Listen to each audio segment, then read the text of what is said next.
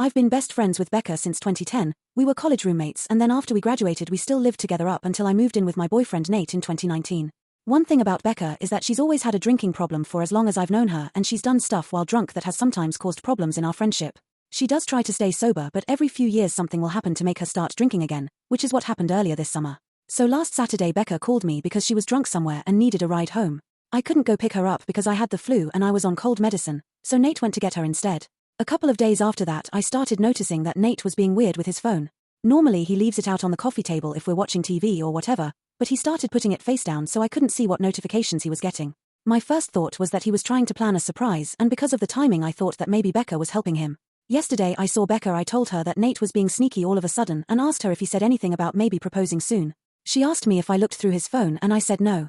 Becca started crying and told me that she and Nate hooked up in his car the night that he came to pick her up. Her excuse was that she was really drunk and didn't fully know what she was doing. She said she'd been texting him since telling him that he needed to tell me what happened or else she was going to. I asked Becca to show me the texts but they were all in the app Signal which deletes messages after a day, so all I could see was that she and Nate had a chat thread but nothing that they said.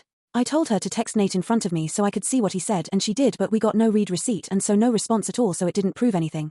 I asked Becca if she was sure she wasn't so drunk that she maybe imagined it or thought a dream was real, and she absolutely lost her shit on me and said that she knows that she's horrible when she drinks but that she's not effing delusional and she doesn't make shit up. She said that I could believe her or not and it's my choice but she was telling me the truth. I said I needed to go home and talk to Nate. So when I got home I confronted Nate with what Becca had said, and he acted shocked and denied that anything like that had happened at all and said he didn't know why she'd think so or say so. He said that he had just given Becca a ride home and the only thing that happened was that they talked about how he and I had been together for a long time and how we should get married already. He admitted they were talking on Signal the next couple of days but he said that it was about exactly what I thought, that he was asking her about engagement rings and what kind of proposal I would want. Nate replied to Becca's message from before asking her if she made up a story about them hooking up to not ruin the surprise about his proposal, and she texted him back that there was no proposal and to stop playing dumb. So then Nate called her pretending like I wasn't in the room and told her that she needed to stop whatever she was trying to do because we were on the verge of breaking up and he'd rather just have the surprise be ruined, but Becca just kept telling Nate to stop lying until he got angry and hung up on her. I really didn't know what to think and I still don't. Right now Nate is really upset and not really talking to me much. He says that it's bad enough that Becca acted insane and ruined his plan to propose but it's even worse that I believed her lies even a little and would think that he would ever cheat on me. Becca texted me saying she was sorry but otherwise I haven't talked to her either. I don't want to think that Nate would cheat on me or that he'd take advantage of Becca if she was that drunk, but I feel like I can't be 100% sure because I've known Becca for 13 years and I also just can't believe that she'd lie to me about something this important. And I know that she does have a drinking problem so I can believe that she'd sleep with my boyfriend if she was drunk out of her head. She's done some pretty awful things in the past when she's been drunk. I don't want to wrongly accuse Nate of something he didn't do but I don't want to be an idiot. Update, August 26, 2023, 2 days later. So on Thursday night after I got everyone's advice, I told Nate that I had found out a way to recover deleted messages from Signal. He immediately took out his phone and opened the app and asked me to show him how to do it, so I already thought that must mean he was telling me the truth because he didn't panic or hesitate at all. Which was good because when I tried to download Signal on my old phone it turned out that it's too old to support the current version of the app, so it wouldn't work. Nate then asked me if we were going to have to go out and buy a new phone for me to believe that he was telling me the truth, and he said that he was willing to do it if that's what it would take. I told Nate it wasn't that I didn't believe him, I just wanted to have some proof because I just couldn't understand why Becca would lie about it. Nate said that she would lie about it because she's a effing crazy drunk bitch and there's literally no way for a non-crazy person to understand why she would do anything, and once the messages proved that he didn't ever want me talking to her again. Then he said to get up because if we were going to go to the Verizon store we had to get there before it closed. By then I completely believed Nate anyway, so I told him we didn't have to go anywhere or get a new phone and that I believed him and I knew he didn't cheat on me and that he would never do that.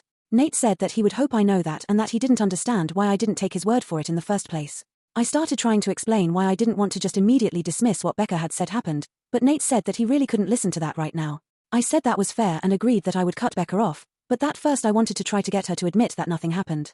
Nate said fine, but to call her with my phone on speaker because he thought he also deserved to hear her admit that she was lying.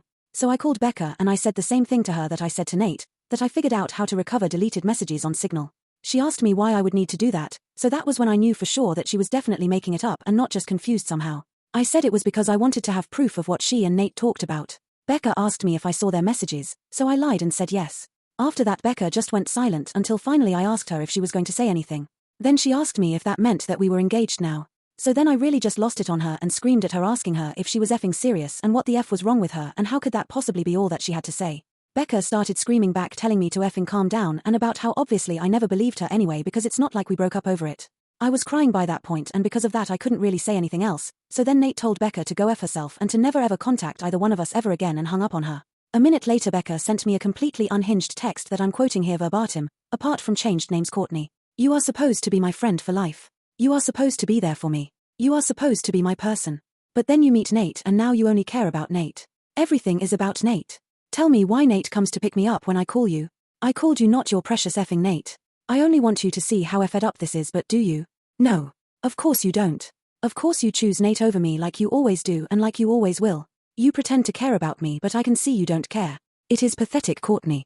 You are a pathetic woman who would choose a man over a friend. But since you can't say it yourself, I will. Since you have to have your sweet perfect little baby Nate do it for you, I will.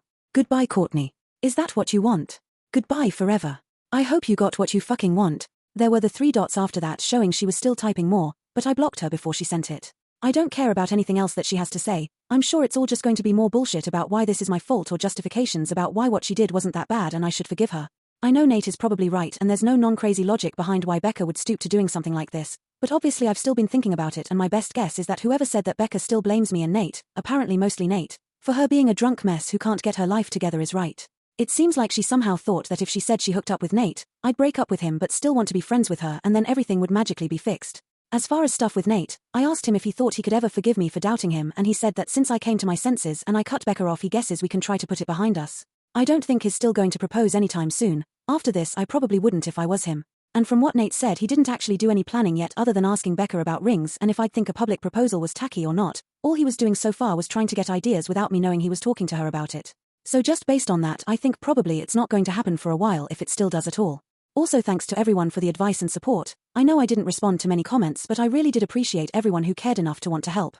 Update, August 1st, 2024, 11.5 months later. I haven't logged into this account for about a year, but I got a few messages asking for an update so here it is. I'll keep it as short as I can. Unfortunately I have nothing good to report. It turned out that whatever was going on with Becca that caused her to make false accusations about Nate was the beginning of some kind of a psychotic break. After I blocked her she made a whole bunch of fake accounts and started sending me completely unhinged shit about how I ruined her life and threatening to get revenge on me and Nate. This went on for literally months with her sending me dozens of messages a day. I found out from other friends that she was making multiple posts on Facebook every day that were semi-coherent rants about how much she hated me and how I was evil and ruined her life intentionally. I tried to talk to the police 2 different times to get a restraining order because I was afraid that Becca was going to show up at our apartment and attack me or Nate. I literally even got a front door camera because I was so scared that she was going to hurt us. The police said that because Becca wasn't threatening actual violence she was just a nuisance and they couldn't do anything. They acted like I was an idiot because it isn't illegal to talk shit on Facebook and they basically told me to just keep blocking her whenever she made a new account and eventually she'd get bored and move on. Then finally there was an incident where someone broke the windshield of Nate's car while he was parked at his work. I guess it could have just been a random act of vandalism because his wasn't the only car that got windows broken, but at the time I was 100% sure it was Becca so I went to the police again. Eventually an officer went to talk to Becca, and she said she didn't touch Nate's car and again I have no proof that she did. But after the police talked to her, Becca got put into a psych ward for a week because apparently her apartment was filthy and she was drunk out of her mind 24/7 and a danger to herself. I have not heard anything from Becca after she left the psych ward. I don't know if she was diagnosed with something or if she's medicated now or what. I found out that she moved in with her dad who thank God lives in a different state. I look at her social media every so often to make sure she's not posting about me again and that she's nowhere around me. I haven't mentioned Nate much in this update because we're no longer together. He broke up with me after the windshield incident because he couldn't handle being constantly harassed by Becca and to be honest I don't think he ever forgave me for not taking his side immediately when everything started. It really hurt but I can't blame him. I tried to talk to him about fixing things between us after Becca was gone but he just wasn't interested.